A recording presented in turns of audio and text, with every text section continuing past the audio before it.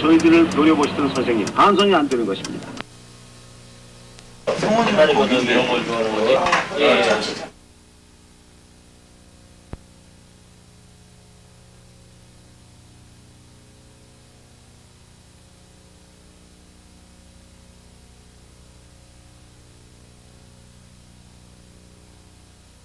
개고기를 먹으면 원기 회복도 되고, 또 옛날 그 의학서에도 나와 있듯이 개고기가 기 보호에 좋다는 말도 있고, 또 먹으면 바로바로 효과가 나타나니까 좋아요.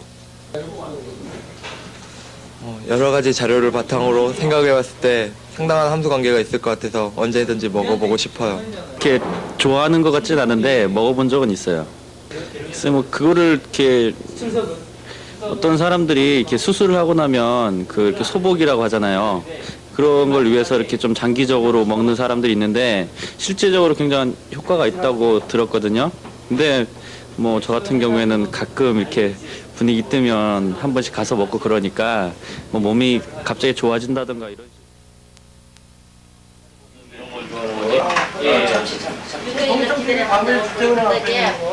지원돼서 가요. 하늘 일날 이야기 듣고 내는 그 달에 가서 시합을 해야 된다. 너가 늦게 와서 그래야 돼. 한 여름에 제일 더군다데 복증이 더 많고 제일 많이 드시는 그 여름철에, 그리고 이제 휴가철에는 이제 좀 휴가를 많이 나가시니까 좀 덜 드시고 나가시니까 이제 그 정도예요. 주로 오시는 분들의 연령층은 나이 제한은 없어요.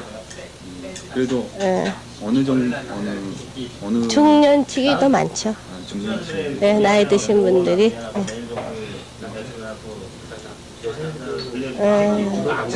여자분들도 많이 드셔요.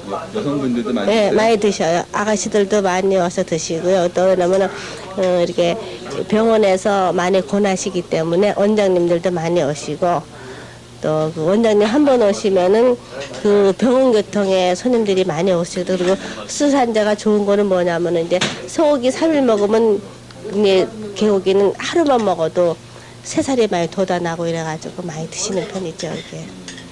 그러면 개고기 좋은 점을 한번 주인 아주머니. 그래, 개고기 좋은 점은요, 이제 왜냐면 이제 일단 기름 제거가 잘 되니까. 동맥에 잘 되고, 또 이제 여자분들은 녹용을 많이 드시는데 녹용보다도 이거를 많이 드시면 피부가 굉장히 많이 고와져요. 피부도 좋아지고, 저도 지금 저도 50인데 굉장히 그쵸? 제 나이 안 보잖아요. 그러고서는 또 이렇게 약으로 다 많이 드시니까 또 치아 아프신 분들 잇몸 지지러 많이 오시고 귀 아프셔도 하여튼 약으로 많이 드시는 편이에요.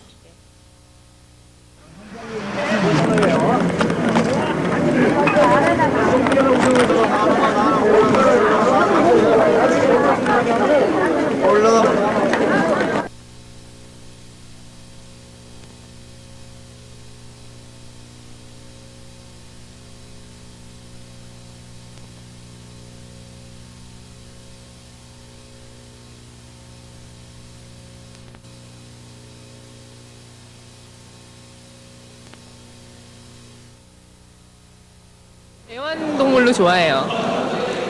혹시 개고기를 먹으십니까? 아니요, 안 먹어요. 왜 안 드세요? 아무래도 애완동물로 동생같이 키우다가 그걸 어떻게 먹어요. 강아지 되게 좋아하죠. 혹시 그러면 개를 드시기도 하세요? 그러니까 한 번 가본 적은 있는데요. 거기서 그 개고기라는 거 알고는 도저히 못 먹어갖고 흑염소 고기를 먹은 적 있어요. 네, 왜냐면은 뭐 특별한 뭐 비법이나 뭐 그런 성분이 있는 것도 아니고 그냥 고기 한 종류일 뿐이다, 뭐 그렇게 생각해요, 속으로. 뭐 나쁠 게 없다고 생각을 해요. 정력에 필요하다는데 뭐. 아니 근데 사실 네, 그래요. 아니 근데 약간의 찝찝함이 없는 건 아닌데 사실 나도 뭐. 아, 저 싫어요. 그냥 한번 아이씨.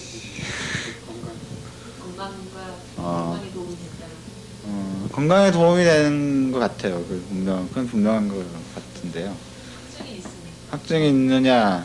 글쎄 뭐 개고기 먹어본 사람들이 아주 정말 그 직접적으로 이렇게 어떤 정력적인 면에서나 아니면 어떤 아니 진짜 직접적인 건강을 회복하는 데 있어서 도움이 된다고 그러고 아니면 가령 그 개가 들어가는 그런 뭐 약재 같은 거 이런 것을 먹어도 아주 효과가 바로바로 드러나는 걸로 봐서 정말 그 단백질을 이렇게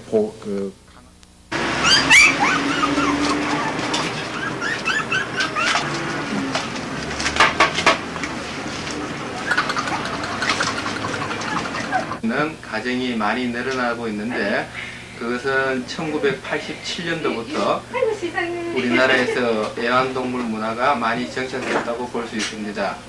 그리고 앞으로도 저기 애완동물에 있어서 개뿐만 아니라 고양이까지도 늘어날 추세에 있는 걸로도 보아 아마 2000년대에 가게 되면 상당한 마리수를 확보할 것 같습니다. 그리고 애완동물을 생각하는 그런 면에서 볼 때는 첫째, 이제까지는 단순히 가정에서 키우고 있던 흥미위주의 애완동물에서 벗어나서 컴패니언 애니멀이라는 반려동물의 입장에까지 서게 된 가정들이 많다고 볼 때 이것은 우리가 단순히 취미나 그런 단계를 넘어와서 더욱더 복잡해지는 사회를 살아가는 데 있어서 하나의 가족의 일원인 그런 반려동물의 입장이라고 생각해야 좋을 것 같습니다.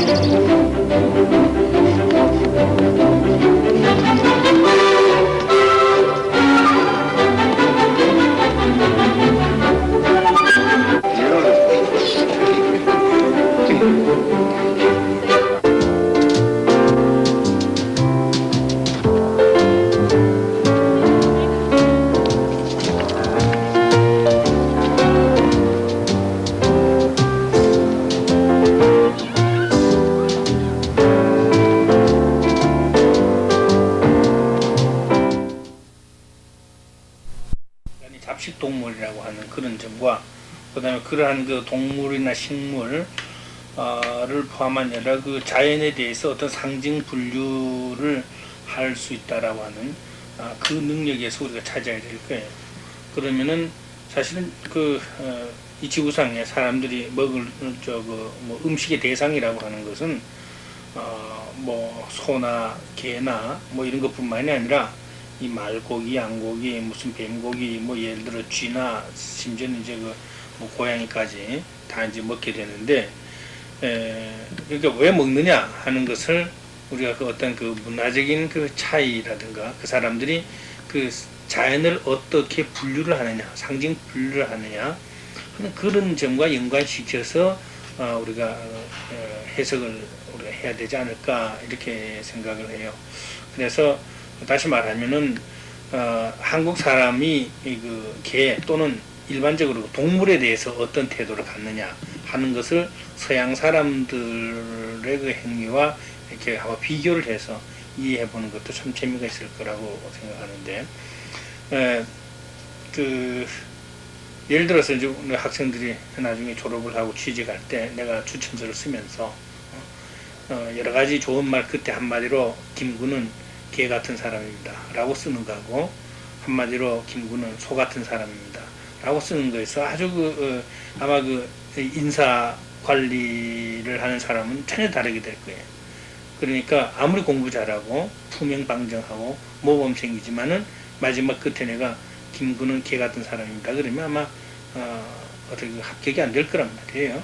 그러니까 이런 것은 우리가 이제 그 개에 대해서 어떤 의미를 부여하고 있느냐, 소에 대해서 어떤 의미를 부여하고 있느냐는 이러한 그 상징 체계 속에서 이해를 한번 해볼 필요가 있다. 그러면 우리가 왜 그러면 서양과 이 한국 내지는 사실은 개를 먹는 것은 한국뿐만이 아니고 전 세계 여러 군데서 다 먹고 있어요. 그러니까 중국, 시베리아, 저 아프리카, 모든 데서 남아메리카 뭐 어디든지 개를 다 먹고 있단 말이죠. 근데 유독 이제 소위 그 유럽과 미국 뭐 이런 그 백인들의 그 사회에서 이제 그 개를 먹는 것에 대해서 굉장히 그 반대를 하고 비난을 하는 것을 우리가 볼 수 있는데, 여기에서 우리는 한국에서는 개를 이제 두 종류로, 적어도 두 종류로 나눈다라고 하는 것. 하나는 이제 애완동물로서의 개와, 그리고 하나의 그 식용으로서의 어떤 개. 따라서 이 식용이라면 원래는 이제 영양 보충이라든가 또는 그 약용으로 아마 이제 오래전부터 이제 써나왔죠. 사실 그 서양에서도 개라고 하는 것이 무슨 뭐 절대로 먹어서는 안 된다라든가 하는 것은 어떻게 보면 현대의 그 사상이란 말이에요. 현대 들어와서 뭐 동물 뭐 애호 협회가 만들어지고, 뭐 인간과 자연 또는 인간과 개나 뭐 이런 고양이 같은 이런 애완동물과와 자꾸 이제 밀착되는 그런 데서 이제 자꾸 개는 먹어서 안 된다는데, 사실 이런 것은 어떻게 보면 좀 너무 그 서구 중심주의 그 사고 방식에서 나온 것이 아닌가.